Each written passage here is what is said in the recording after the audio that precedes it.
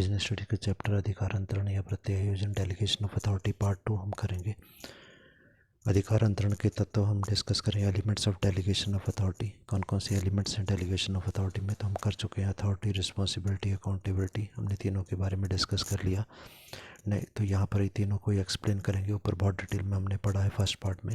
Next topic इसमें है क्या उत्तरदायिता को सौंपा जा सकता है, कैन अकाउंटेबिलिटी में डेलीगेटेड। तो यहाँ पर ये आप मेंशन करेंगे, इसी को एक्सप्लेन करना एग्जांपल देके कि केवल अधिकारों को ही सौंपा जा सकता है। उच्च अधिकारी ने हमारे को अधिकार दिए, हम उनको ही सौंप सकते हैं। उत्तरदायिता या अकाउंटेबिलिटी को नहीं सौंपा जा सकता। Only authority can be delegated but and not the accountability. अब अधिकार अंतरण या फिर delegation of authority main topic पर आते हैं। अधिकार अंतरण का मतलब होता है अधिकार दूसरे व्यक्ति को सौंप देना। जैसे मेरे से उच्च अधिकार, ऊपर वाला जो अधिकारी है उसने मुझे 10 काम दिए हैं। मेरे को लगता है ये काम बहुत ज़्यादा हो गए, मेरे पास इतने सारे काम मैं इकट्ठे कर नहीं सकता। तो मैंने क्या किया, उसमें से 2 काम जो आसान थे वो मैंने अपने से नीचे वाले कर्मचारी को दे दिए कि ये मेरा वाला काम आप कर दो। तो जब मैंने उस व्यक्ति को कार्य दे दिया तो कार्य करने के साथ उसको कार्य करने का अधिकार भी दूंगा, तभी वो कार्य को कर पाएगा। तो जब अधिकार किसी व्यक्ति को दिए जाते हैं इसे डेलीगेशन ऑफ अथॉरिटी या अधिकार का अंतरण कहा जाता है। अंतरण का मतलब है सौंपना। डेफिनेशन पर आते हैं। कुंट से नोट डोनेल के अनुसार है, अधिकार सौंपना प्रबंध का प्राथमिक एवं मूल कला है। ये मेन काम होता है प्रबंधक का, क्योंकि प्रबंधक खुद तो कार्य करता नहीं, कार्य तो सारे वर्कर ही करेंगे। इंग्लिश में कुंट एंड डोनेल के अनुसार delegation is a way of an elementary of managing. ठीक है, प्राइमरी कार्य है मैनेजिंग, मतलब मैनेजमेंट का कार्य होता है। इसके बाद में हम चलते हैं इसके नेक्स्ट टॉपिक पर। जो टॉपिक हमारा अब आएगा वो है हमारा अधिकार अंतरण की विशेषता है। हमने मीनिंग समझ लिया अधिकार अंतरण का, इसकी विशेषताओं पर आते हैं। पहला पॉइंट दिया गया, अधिकार सौंपने वाले अधिकारी का दायित्व अधिकार सौंपने के बाद भी बना रहता है। After delegation of authority responsibility vest in the person who delegates. जब हमने अधिकार सौंप दिया, हमने कहा कि हमारे अधिकारी ने 10 चीज़ें हमारे को बनाने को दी, हमने उनमें से 2 जो थे वो कार्य अपने से नीचे वाले कर्मचारी को दे दिए। तो ऐसा जो है हमारा दायित्व, हमारी रिस्पॉन्सिबिलिटी तो 10 चीज़ों की रहेगी। उच्च अधिकारी हमसे 10 चीज़ों के बारे में पूछेगा। सेकंड पॉइंट हमारे पास है, मूल अधिकारी जब चाहे अधिकार वापस ले सकता है। Superior can any time take his authority back. इसका मतलब ये हुआ कि जब हमने कोई कार्य सौंपा कि ये मेरा काम कर दो, टाइम निकल गया या फिर काम हो गया, उसके बाद मैंने उससे वो अधिकार वापस ले लिए, बाकी मैं अब सारे अपने कार्य आगे के खुद ही करूँगा। थर्ड पॉइंट है, केवल प्राप्त अधिकारी सौंपे जा सकते हैं। We can delegate only those rights which we are having. मेरे पास जो अधिकार है मैं वही दूसरे को दे सकता हूँ, जो अधिकार मेरे पास खुद नहीं है वो दूसरे को नहीं दे सकता। फोर्थ पॉइंट है, मूल अधिकारी का अधीनस्थ कर्मचारी पर नियंत्रण होता है। Superior has a control over the subordinate.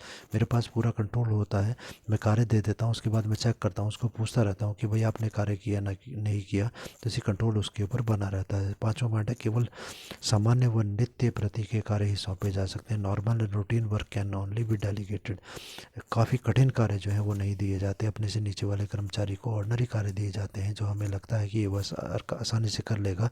और नित्य प्रति के कार्य, रूटीन वर्क का मतलब जो रोज़ किए जाते हैं, ताकि उसको भी उसके बारे में पहले से कुछ नॉलेज हो। 6 पॉइंट है, कर्तव्य दायित्व अधिकार स्पष्ट रूप से निश्चित होते हैं। Authority, responsibility and liability must be clearly stated. Worker को जब कार्य दिया जाए, उस कार्य के बारे में अधिकार दिया जाए, उसके उत्तरदायित्व दायित्व क्या है वो भी उसे बताया जाए। तीनों चीज़ उसको बिल्कुल क्लियर बता देनी चाहिए। 7 पॉइंट, अधीनस्थ मूल अधिकारी के आदेश निर्देश अनुसार ही कार्य करता है। Subordinate performs functions as per the directions given by the superior. जब हमने कार्य दे दिया वर्कर को, तो वर्कर को बिल्कुल वैसे ही कार्य करना है जैसे हमने उसको बताया है। 8वां पॉइंट है, अधीनस्थ को केवल अधिकार ही प्रतियोजित किए जाते हैं, ना कि पदों को। Subordinate is only delegated an authority and not the post assigned. मतलब हमने उसको अपने कार्य का एक छोटा सा भाग दे दिया, अपनी पूरी पोस्ट ही उसको नहीं दी होती। 9वां पॉइंट है, अधिकार अंतरण सहयोग प्राप्ति की प्रक्रिया। It's an process of getting cooperation. जब हम किसी वर्कर को बोलते हैं कि मेरा कार्य का एक छोटा भाग आप कर दो, तो यहाँ पर उसके साथ हम समन्वय की बात कर रहे हैं, सहयोग की बात कर रहे हैं, कोऑपरेशन की बात कर रहे हैं।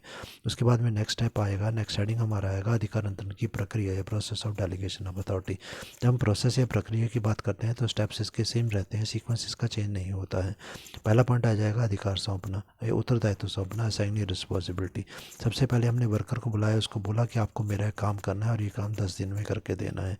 तो हमने उसको एक अथॉरिटी, उत्तरदायित्व, रिस्पॉन्सिबिलिटी हमने उसको दे दी। तब जब कार्य दिया तो उसके बाद हम उसको अधिकार भी देंगे। अधिकार प्रदान करना है ग्रांटिंग अथॉरिटी हमने उसको दे दी।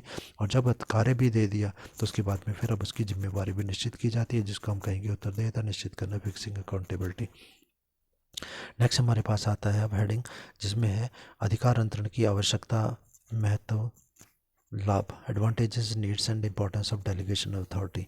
तो यहाँ पर जब हम इसको मेंशन करेंगे, पॉइंट्स ये सेम आएंगे। सबसे पहले हम डिस्कस करते हैं इसकी आवश्यकता और महत्व, need and importance of delegation of authority के पॉइंट्स। ठीक है, तो सबसे पहले नीड एंड इंपॉर्टेंस, किसके लिए इंपॉर्टेंट है ये? तो दिया गया प्रभावपूर्ण प्रबंध के लिए, for the effective management. Manager बहुत अच्छे तरीके से अपना कंट्रोल का काम कर सके, प्रबंध का काम कर सके, जिससे कि उद्देश्य की प्राप्ति हो जाए, कार्यभार में कमी आ जाए। मैनेजर को बहुत सारे कार्य करने हैं, बहुत ज़्यादा काम आ गया तो अपने काम के बोझ को कम करने के लिए कुछ पार्ट वो दूसरे व्यक्ति को दे देता है। बेहतर निर्णय लेने की क्षमता, इसका मतलब है क्योंकि उसने काफ़ी सारे डिसीजंस लेने होते हैं तो उसके पास टाइम बचेगा तभी वो डिसीजन लेगा। इसी अच्छे निर्णय डिसीजन लेने के लिए की क्षमता का विकास करने के लिए तो समय बच जाता है, क्योंकि वो कुछ कार्य जो है दूसरे व्यक्ति को दे देता है। अधीनस्थों की कुशलता का लाभ उठाने का, उसको लगता है कि मेरा जो सबॉर्डिनेट है बहुत अच्छा कार्य कर सकता है, इसी भी हम उसको कुछ कार्य दे देते हैं। सेकंड पॉइंट आ जाएगा कर्मचारी विकास के लिए, फॉर द एम्प्लॉयज़ डेवलपमेंट। कर्मचारी को निर्णय लेने का कार्य हमने दे दिया, छोटे मोटे निर्णय लेने का अधिकार भी उसको दे दिया, तो उसका मानसिक विकास या मेंटल डेवलपमेंट होती है। मार्गदर्शन, अभिप्रेरणा, जो है हम मार्गदर्शन उसका करते हैं, उससे मोटिवेट होता है कि मुझे उच्च अधिकारी ने कार्य दिया, इससे उसका ज्ञान भी बढ़ता है, अनुभव भी उसका बढ़ जाता है, कर्मचारी का विकास होता है। थर्ड पॉइंट है कर्मचारी की अभिप्रेरणा के लिए, for the motivation of employees.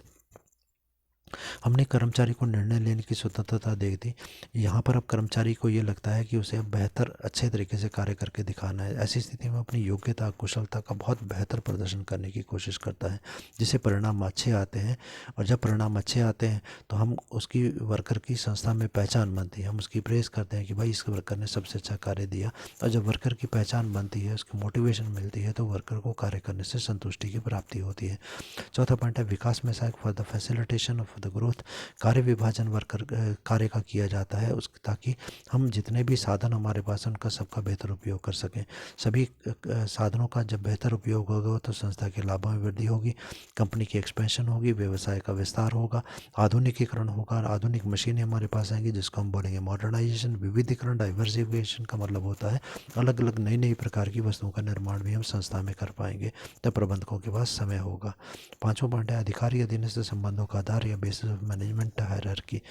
एक दूसरे से संपर्क में बार बार अधिकारी और कर्मचारी आते हैं, हम उनको कार्य देते हैं, वो हमारे कार्य को पूरा करते हैं, इससे हमें एक दूसरे को समझने का मौका मिलता है, जो कि संस्था के लिए बहुत लाभदायक होता है। 6 पॉइंट है बढ़िया समन्वय के लिए, फॉर बेटर कोऑर्डिनेशन। हमारे पास जो शक्तियाँ आती हैं या पावर्स होती हैं, कर्तव्य हमारी ड्यूटीज़ होती हैं, रिस्पॉन्सिबिलिटी जवाबदेही होती है, हर चीज़ यहाँ पर स्पष्ट रूप से बता दी जाती है, जिससे बिल्कुल बात क्लियर होती है, कोई कन्फ्यूजन नहीं होती और समन्वय ज़्यादा बनता है। 7 पॉइंट है शीघ्रता से निर्णय लेने के लिए, फॉर प्रॉम्प्ट डिसीजन। मैनेजर को जब जल्दी निर्णय लेने होते हैं तो उसको ज़्यादा टाइम चाहिए होता है, तो वो नॉर्मल काम जो होते हैं छोटे मोटे वो वर्कर को सौंप देता है ताकि उसके पास टाइम बच जाए। नेक्स्ट है प्रबंधकों की प्रतिस्थापना में सुविधा, for the replacement of manager. अगर मैनेजर किसी काम के लिए छुट्टी जाना चाहता है तो क्योंकि वर्कर वो उसके काम को करते रहे हैं, इसलिए वर्कर उसके काम को थोड़े टाइम के लिए आसानी से संभाल सकेंगे। अब बात करते हैं लाभों की। अधिकार अंतरण के लाभों की यदि हम बात करें तो लाभों में क्या करेंगे आप, ऊपर जो पॉइंट हमने महत्व के लिखे हैं, नीड इंपॉर्टेंस के लिखे हैं, वो 8 पॉइंट तो वही आ जाएंगे। 9th पॉइंट हमारे पास आ जाएगा अधीनस्थों के प्रशिक्षण का काम भी करते हैं। It provides training to the subordinate. जब हम उच्च अधिकारी कर्मचारी को कार्य सौंपते हैं कि भाई ये मेरा काम कर दो, तो एक तरीके से हम वर्कर को थोड़ी थोड़ी ट्रेनिंग दे रहे होते हैं ताकि हायर पोस्ट पे वो किस प्रकार से काम करेगा। 10th पॉइंट है यह प्रबंध की प्रशिक्षण को प्रभावी बनाता है, मेक्स मैनेजमेंट सुपरविजन इफेक्टिव। प्रबंधक लगातार सुपरविजन करते हैं, काम को चेक करते हैं और अच्छे तरीके से कार्य को करवा पाते हैं। नेक्स्ट टॉपिक पर आते हैं।